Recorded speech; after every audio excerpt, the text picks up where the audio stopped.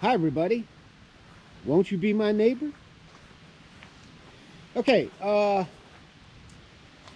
want to talk about the hammock and the tarp setup that I have. You guys who are tent sleepers, and I was a tent sleeper for a long time, right? Well, it got to the point where I was getting older, things were running down on my body, you know, wearing out. And I would sleep on the ground. In the morning, I would have aches and pains, hips, knee, back, and it would take me a while to work through it, right? So I figured, you know, I hear a lot about hammocks. They're very comfortable, blah, blah, blah, blah, blah, blah, blah, blah, blah, right?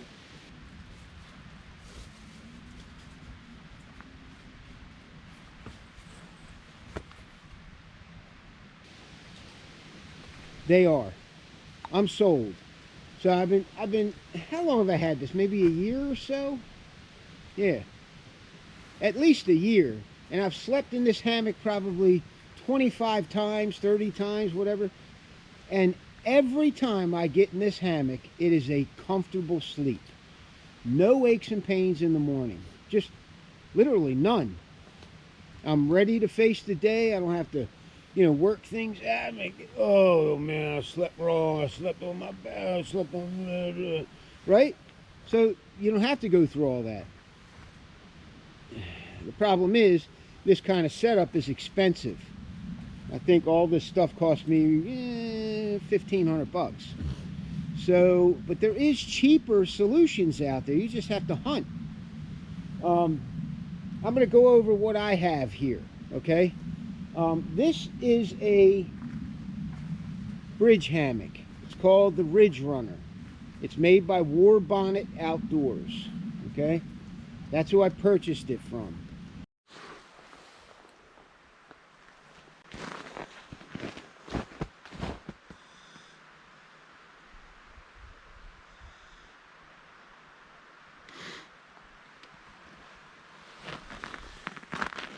Who's that under that coat? Let's see who's under this coat. Who is that? Oh, that's Kiva. Hi, Kiva. All right, go back to bed day. This particular model, the bridge hammock, the Ridgeline, right? Ridgeline? Right. The Ridgeline is made for people that like to sleep on their side. Yep, you heard it here first. You can sleep on your side in this hammock. I do it every night that I'm out here, right? And it's very comfortable. It's specifically designed for people who like to sleep on their side. Because in the regular banana hammocks, you know, you can't really, it's hard. You can, but it's difficult. You know what I mean? With this, you just turn over. No biggie, right? So, this is the Ridgeline from Warbonnet. And then underneath, I have an Underquilt.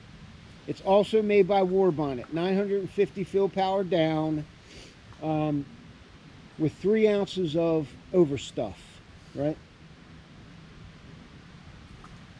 It has kept me warm down to 15 degrees already, right? And I know it'll go lower because I was toasty, right?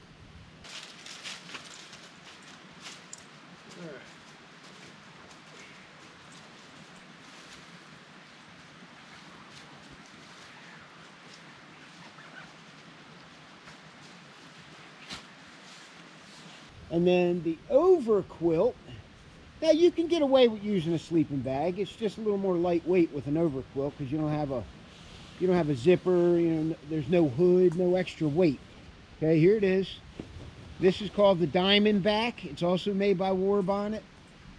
It also has 3 ounces of overfill in the foot box. Look at the foot box. Oh, there it is. The foot box. Hello. And it's got 3 ounces of overfill in the chest area. Hello. All right.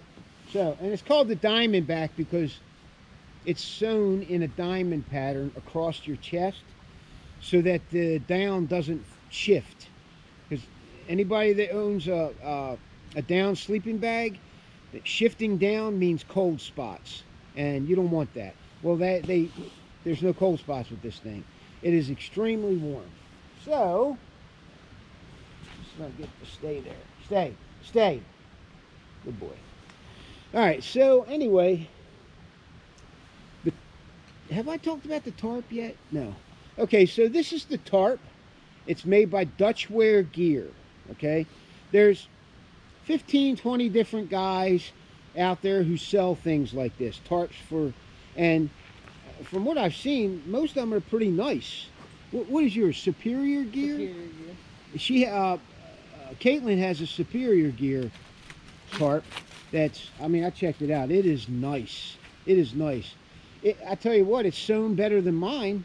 I mean, they got bar tacks on all the stress points with fabric in the back and the front sewn through with bar tacks.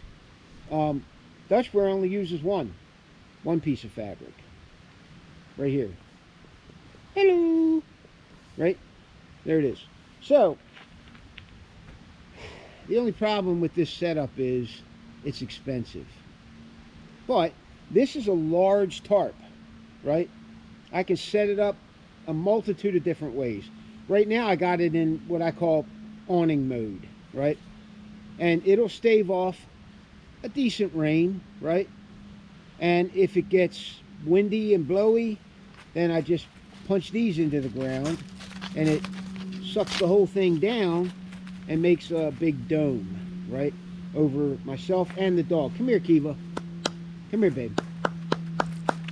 Come here. Come over here. Come over here. Sit. No, sit. Sit. Good girl. This is Kiva. This is my buddy, my trail buddy. She just hates to have her picture taken. Okay, go. So she sleeps right here, right next to me. And all I do is she sleeps on an Ensolite pad. We're stuck in the shelter. I figured we'd just hang out in the shelter for a little while. It just stopped snowing. It probably dropped another 3 inches on us, on top of the 8 we already had, with a wool blanket on top, and then I throw a down coat over top of her.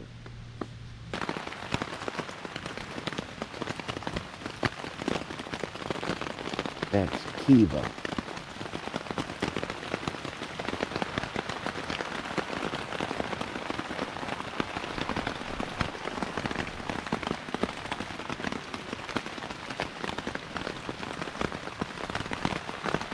And she pretty much stays there. So anyway, it's a great setup, right? Like I said, it's just it's expensive.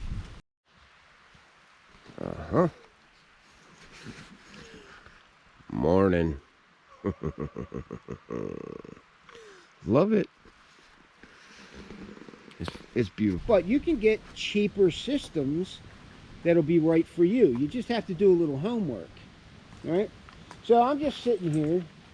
Oh, the pole mods. This one even has a pole modification. You can see the ribs here.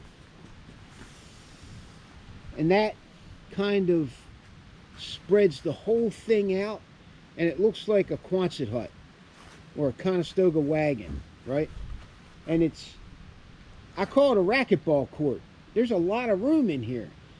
You could put one person in a hammock, one person here, and another person on the other side, or a dog.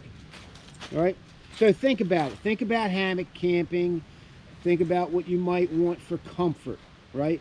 This is all about comfort for me in the field, because like I said, I'm getting older, right? All right, that's it. I'm gonna sit here and cook myself some, what time is it? 11, a little after 11. Brunch. I'm gonna cook myself some brunch. All right, thanks guys.